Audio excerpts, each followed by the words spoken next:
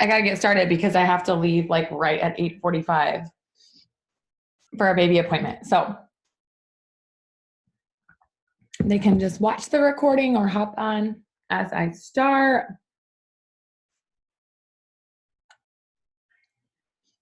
Who else is that? Good morning, Katie. You made it. Okay. I'm going to read a passage real quick. If you guys tried to watch the recording yesterday, or, if you're watching this and you're like, what happened to the recording yesterday? Because I played that book, they did like a copyright block on it because I played a thing from a book. And so I had to omit that part. Like I had to take that part out that I played for the book.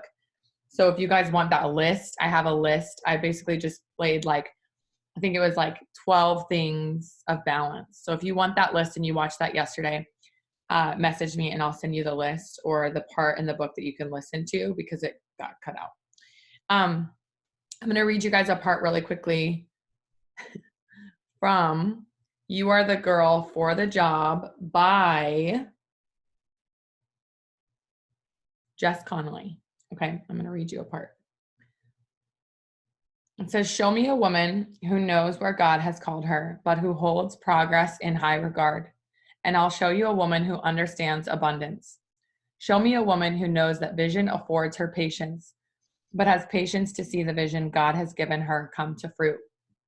And I'll show you a woman who understands abundance. Show me a gal who does not have time to compare the lives of other women because she is furiously busy thanking God for where he has brought her. And I'll show you a woman who understands abundance. If the vision leaves you frustrated and feeling fruitless because you're not there yet, you have missed, you have missed the main characteristic of the mission altogether. Simply put, you are blessed that you get to go on this journey with God. He knows that joy and abundance are waiting for you inside of it. If any part of us believes that our job is to receive vision from God and obediently answer his call on our lives so that we will be happy and blessed and living the dream, then we've got to pause. Because the ability to respond to him, to answer his call with our lives, our gifts, our strengths, our weaknesses, and our story is the dream. This is the dream right now. Sister friend, please remember that I'm writing from the shadows and that my ministry life is not the world's dream right now. In fact, it's some people's nightmare. We don't have enough money. We don't have enough volunteers. I'm currently running the kids ministry. And if you knew me at all, you'd spit out your coffee and say, oh, it really isn't your dream, is it? We've been falsely accused. We've been rightly accused. We've come up short and we felt wildly disappointed in people who promised us things they couldn't deliver. It feels like we've been living on manna for months and we'd give just about anything for a bagel. Holler if you hear me. Say amen if you're picking up what I'm putting down. This church planting life might actually do me in. But then I remember I was the least likely to succeed. And I bullied a girl named Molly when I was in middle school. I barely graduated high school, and I was dating a drug dealer when I was in the 7th grade. I remember that by nature. I'm a lazy liar who is out for her own good. But then Jesus grabbed my heart when I was 15 and everything changed. Well, everything started changing. He spent 13 years working on my heart and refining my desires. And he took the least likely person to ever tell anyone, sweetheart, that's okay. You can stay in here. Just be quiet, okay? Okay. Oh, there we go. Shh, it's okay. Quiet. If you're going to be in here, you need to be quiet, okay? Sorry. Then he kept working on her. He gave her friends and confidants and books and the Holy Spirit, and the grace kept coming. She just kept messing up and doing it wrong and dragging her heels. And he just had the sun keep on rising, and he made her heart keep growing, and he keeps showing up. So, okay, Huntley, you need to be quiet if you're going to be in here. Mama's busy.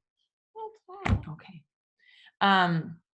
So that was so powerful to me when I was reading that the other night, because I feel like God uses us in all different ways. Sweetheart, if you listen to mommy. Look at me. If you're going to be in here, you need to be quiet. Oh, the joys of toddlers. Just kidding. Okay, so Renee's like, yep, I hear you. No. Anyways, it really spoke to me because it's so true. God doesn't like only bless you if you've never sinned in your life. Like God doesn't only bless you if you constantly follow him and only do all the right things. All of us are human. All of us are going to make mistakes. All of us have pasts.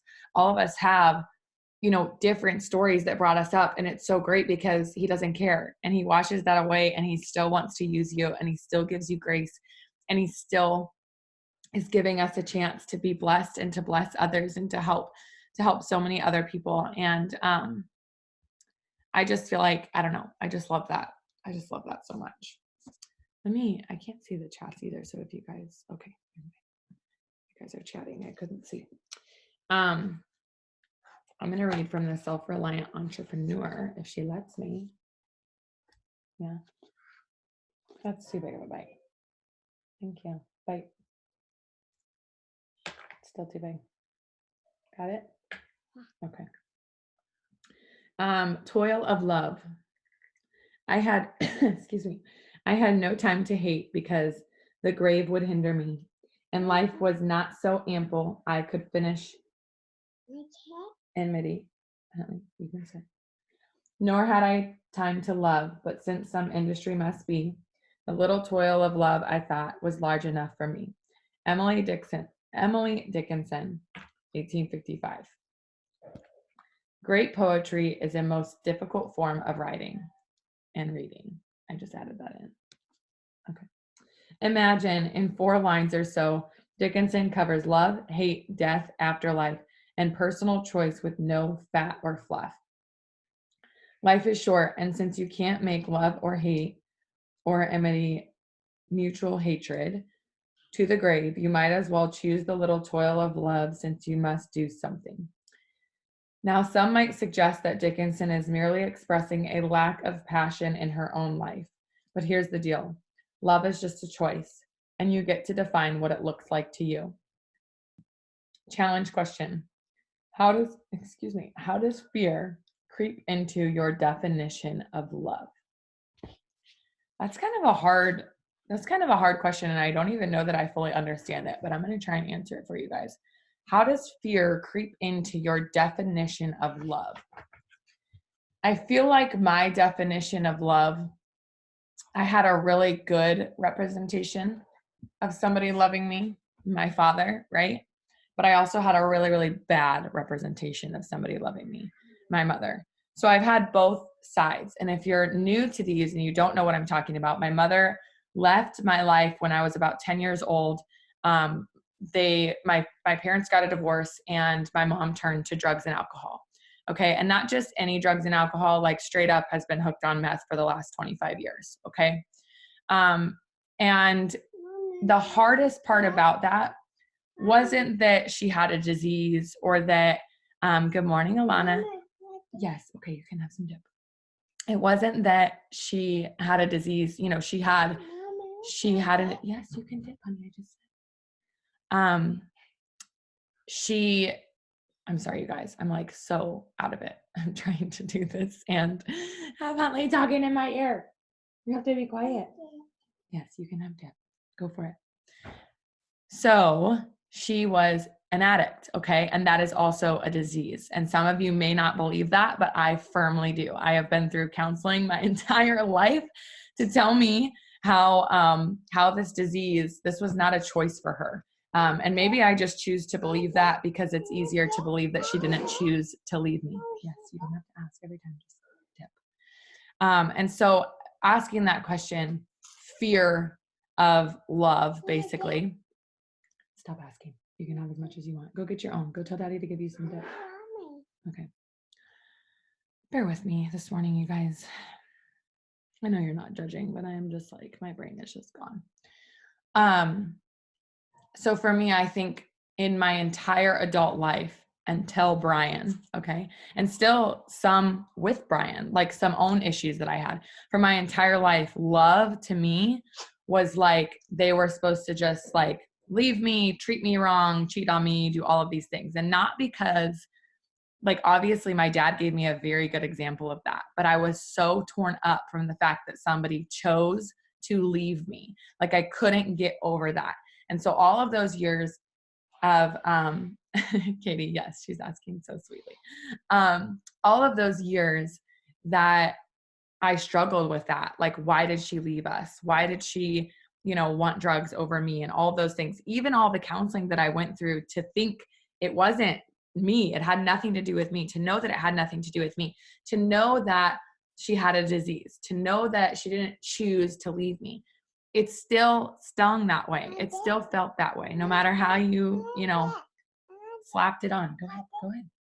So, I pushed people away for a really long time. I dated really gross, nasty guys at times who treated me absolutely horribly. And then when I actually found the best one that ever happened to me, Brian, I pushed him away, and I pushed him away for a long time. And I would always, try to push him away. Like, I know you're going to leave me eventually, like a blah, blah, blah. This was like 5 years ago, but you guys know what I'm saying. Like, I just couldn't figure out how to be loved other than by my dad. It was like that was the only person who truly cared for me and truly loved me. And if my mom could walk away, then why would Brian stay? Why, you know what I mean? And it wasn't until I became a mom. Actually, when I became a mom, I actually struggled even more. Yes, you can have that. I struggled even more that I was like, how could she leave? How could she walk away from the most beautiful thing that I've ever seen, loved, like this part of my heart? And I know you mamas understand this. Like, I struggled so hard because I was like, I understand that it was drugs, but even till this day, I can't get over it. I can't understand it. When I first started these Wake Up with Rochelle's, you're dipping in my coffee and tea. Look at her ignore me. No, honey, you can't have coffee and tea. That's not good for you. You can have the dip only, okay? Okay. She's like dipping through the dip to get the coffee and tea. I know it's good. It's good, isn't it? We're going to be bouncing off the walls for daddy. I have an appointment I need to get going at like right after this call. They're letting me do they're having me do the baby appointment, like the ultrasound, the 20-week one where it's like the whole anatomy one, but Brian can't go. And I'm so sad because of this stupid COVID thing. He can't go. But anyways, I was talking about something. I know I was talking about my mom. Oh, when I first started these, my mom actually had come back into my life. So this was like early 2019, like January of 2019.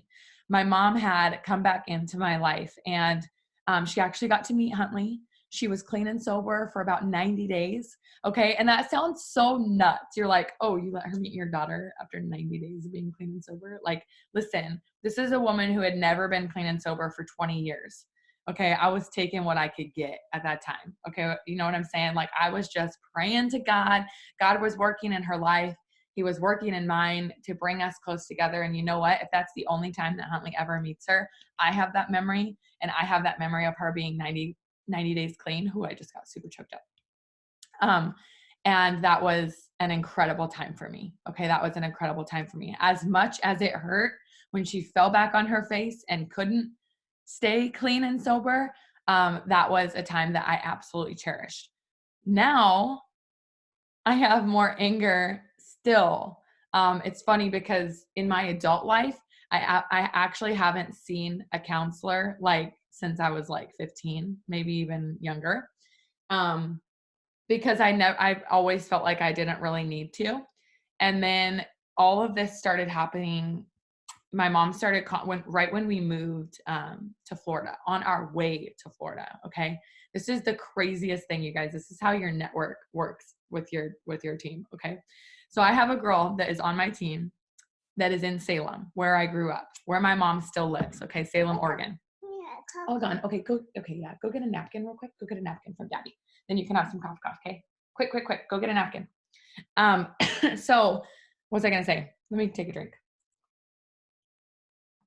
I know this is like so not about the devotional. Now I'm like off on everything, but I felt like that question made me like think about how love scares me. Okay.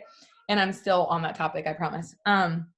So this girl lives in Salem, and my mom, she works at Walmart. The girl, not my mom, the girl that is on my team, she works at Walmart. Okay.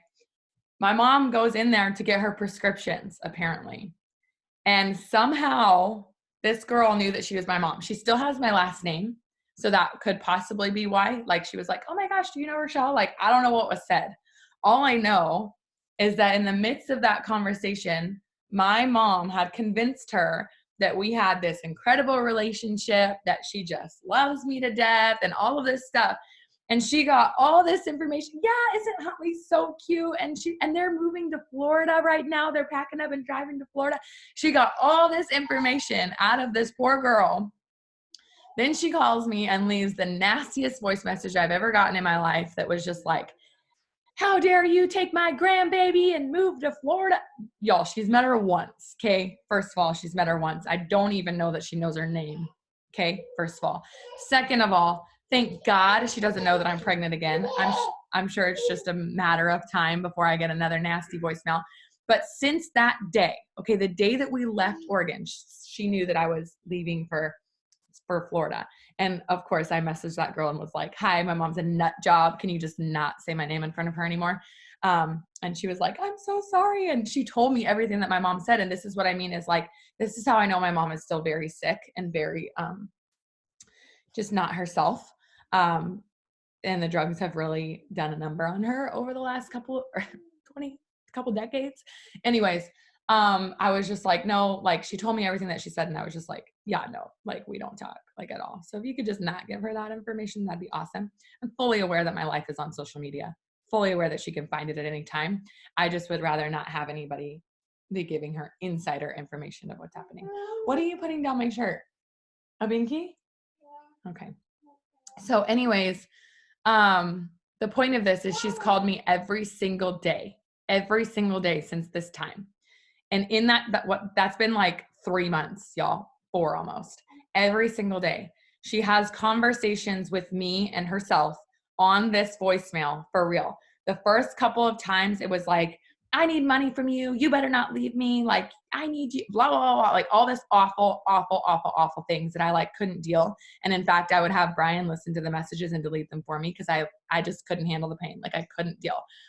Even 20 years later, hearing your own mother tell you that she's in a shelter, she's living in her car, she needs help, she needs $5, whatever it is, literally slits me to my core. Like I just want to fall up on the floor and die. Like it makes me so uncomfortable, like knowing that my mother is struggling, right? Even though I have no way of knowing if she's truly struggling. Okay, that's the hard part, is that trust. I have no idea what's really truly happening in her life. And so I can't be a part of that. This is the whole circling back here. This is why I have problems, and I've always had problems with love until I had Huntley, until I had this little guy on the way to really truly know. Go get him. To really truly know what unconditional love was, and to know that I don't have that disease and that I don't have that problem and that I never will, and to really know that I will never end up like my mother. Okay, so that's where all of this, me telling you this, came from, is that love was instilled in me my whole entire life. I felt, could I possibly end up like her? Straight up. I've never had a drug problem ever in my life, y'all. Seriously. And sometimes when I like get tipsy and drink too much, I'm like, whoa, I need to stop. Like I need to not keep drinking right now. Like I am so conscious of it. Okay. But that being said, I always had a fear in the back of my mind, like, could I be like her? Right? Until I had my own kids. And I had so much clarity when that moment happened, because I knew that I didn't get that gene. Thank the good Lord above. I didn't get, and not even just the alcoholic or drug addict gene. I'm saying I didn't get the gene of what she did to me as a kid. Right? So hopefully you guys are like understanding and not judging that, because trust me, I am leaving a lot out of what this woman has done to me over the years. But, it's just something that I still struggle with today. And I pray for her daily. That's all I can do. You know what I mean? That's all I can do. But I'm going to read the devotional real quick because we only have about 8 more minutes until I got to get going. This is the day which the Lord has made. Let us rejoice and be glad in it. Psalm 118. Savor each day. Every fan of science fiction knows that at a warp speed, everything flows by in a blur. And just like any starship worth mentioning, we busy women often rush from point A to point B, from task to task, without taking in the journey in between. God tells us that one antidote to feeling pressed in on every side is to stop and notice each day and what he is doing with it. After all, we can't be glad for God's great works unless we purposefully take in the day that is flowing by. This reminds me of a great regret of mine that turned into a great lesson. After months of planning our wedding, the actual ceremony seemed to pass in a delightful blur. A few weeks later, my husband mentioned seeing a particular couple who had been at the ceremony but had to miss the reception. I said, "Really? I don't remember seeing them. It all seems to go so fast. I don't remember much about the ceremony itself." Jeff smiled sideways. "I remember everything." He then told me that one of his groomsmen, a man who was already married, had taken him aside ahead of time and told him the day could either rush by or be soaked in. He encouraged me to purposefully enter it into and remember it all. So I made sure to really enjoy every moment. I was glad for him, but regretful for me. In some ways, I had missed my own wedding. Years later, when our kids were born, I heard echoes of that advice from older moms who said, "Oh, enjoy this time. It goes so quickly." This time I decided I would not let the warp speed of life turn these precious moments into a blur. I have tried to savor and soak in every moment, every stage. It has been so rewarding. Unlike my wedding ceremony, I have thousands of rich, delightful memories with my kids that will still be precious long after they leave home. Whether it is about time with family, friends, career, or the use of a particular gift, letting the days slip by and wondering where did the time go is a surefire way to end up with weariness and regret. Let's instead resolve to notice each day and be glad in it. I love this. Yesterday, I had kind of a realization moment. I've been working a lot, y'all. To the point, like after this, normally I've already gotten ready and showered for the day. I didn't do my makeup, but like, listen, that's overrated. Because I have to go to this apartment. Good Lord, this appointment. And normally though, I do these and then I go get in the shower. I listen to worship music. I come back in my office. I do the recognition on the team page. And like, I now have like a schedule. At 1, when Huntley goes down, I'm now doing the power hours, which I'll be doing today. And so I have like this schedule of things, and I've never in my life, in the last 2 years, because I've only been a mama for 2 years, I've never experienced mom guilt. Okay. Ever. I've never experienced it. And one could say that I am massively blessed, because I am so blessed that for the whole last year, we were traveling full time. And so I was able to like work here and there. I was working a lot, but I was able to like break my day up. I was staying up way late at night. And now at 9:30 p.m., I'm sitting there like, I have to go to bed. Like I'm like falling asleep because this baby is taking so much out of me. So I'm trying to get up earlier so that I can get more done, because that used to be my time. So my point of this is like, we always have to be evolving, and we always have to be ready for the change. And yesterday on my walk, I was thinking of like, okay, I've been working a lot and I've been feeling a little bit of mom guilt. Like she'll come in and be like, "Mommy, come play." Y'all, that legit breaks my heart. Like when I am like in the middle of something, or like responding to a message, or doing a live or whatever, and she's like pulling on me like, "Mommy, come play," I just want to like crawl in a hole. Like I'm like, I need to be able to go play with her. And of course I can set down whatever I'm doing and do that. But I also have these set hours so that I make sure that I get my stuff done. Right. And so I went on a walk by myself. I was like, I just need to go get some like self-development in. I'm going to go on this walk loop, whatever. And as soon as I'm done, I'm going to put my phone down. We're going to have dinner together all the way until bath time and bed. Like my phone's going to be down. And I haven't done that yet. Like I haven't put that down. But that time I cherished so much more because I intentionally made it about not missing a moment. And it was so funny because it was almost like Huntley was mad at me. I like plugged my phone in, put it down, and I was like, let's play with blocks, or like, let's watch this show. And she was like, wanted nothing to do with me. And I'm like, oh man, you only wanted to play with me during the day. You don't want to play with me now. Like, I was so sad. But it was so funny. But anyways, that passage made me think of like, I didn't even read the reflect, but are you rejoicing and savoring each day, or is your life one big blur? How can you focus on each moment? So my point of that was, when I am here, I want to focus and be here. That's why I asked Brian, please take her for just a half an hour. That's all I need. Anyways, because I want to be here. I want to be here and focused. And then, when I'm doing my work and stuff, I want to be focused on that so that I can turn off my phone and go and play with my family and feel focused on that. Because we can say all day long that while we're on our phone, like oh yeah, I see her, but you miss things. And so I've really tried to combat my mom guilt with like, not like, I'm not to the point where I'm like, oh my gosh, I have to stop what I'm doing and go play with her. Like, I know that what I am doing is for her. I know that, what I am doing is for our family. I am working, and thank the good Lord above, I can still work during this time. And a lot of mamas can't right now. And so, anyways, I had like that realization. I was like, okay, now that I've been working a lot and I've gotten to a rhythm, I also need to get into a rhythm of making sure that I'm taking the time without work. Because if I had a normal 9-to-5 job, I would be taking time, I would be making sure that I was spending time with my family without my phone in my hand. So that's something that I'm working on too. And just really finding the balance and finding what works for me during this time. So I just wanted to share that with you guys. I've got to get going because I have to eat some breakfast before I get on the road, or I'll probably pass out on my way there. But I will, let's see, what's today, Friday. So we will see you on Monday morning, bright and early. Thanks for getting up with me today, guys.